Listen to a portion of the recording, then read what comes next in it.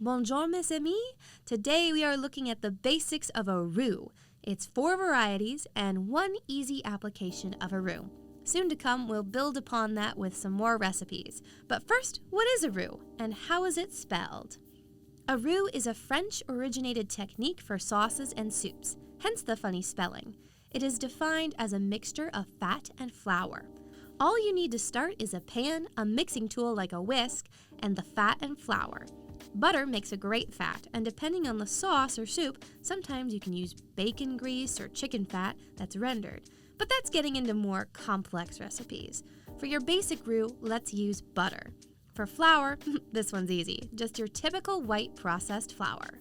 So let's get started on that roux. In your pan, bring it up to medium heat and add your butter. Melt the butter. Now, how much? The butter to flour ratio is 1:1. Meaning, if you're melting 1 tablespoon of butter, like I am, then you're going to take 1 tablespoon of flour. So if you're doubling this recipe, you would likewise double the butter and double the flour to 2 tablespoons each. Once all the butter is melted, add your flour. After you've added the flour to your melted butter, make sure you mix the flour so that you can see it becomes like pebbles, these clumps. Keep stirring them in the pan to cook the flour, and you'll see it darken over time. We're looking for that brownish color, but sometimes I get impatient, and I'm fine if the color is more blonde. It really depends on what you're making and what you're going for. Now, those are all the basics of a roux. This is where it turns from a roux to a sauce, as soon as you add other elements. To make a gravy from this roux, I'm using chicken stock to go with my turkey Swedish meatballs. It's a very simple gravy. Once the roux is at a color you like, slowly add the stock first because we don't want to shock the milk to the hot pan. You'll immediately notice this change. The roux is soaking up the liquid and it becomes very pasty.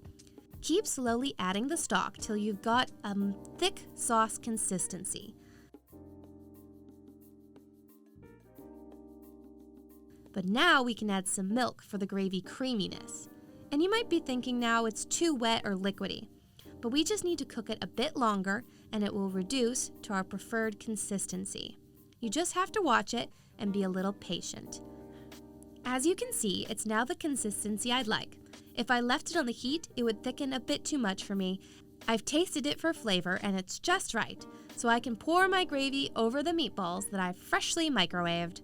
Ta-da! A simple and easy gravy based on a roux.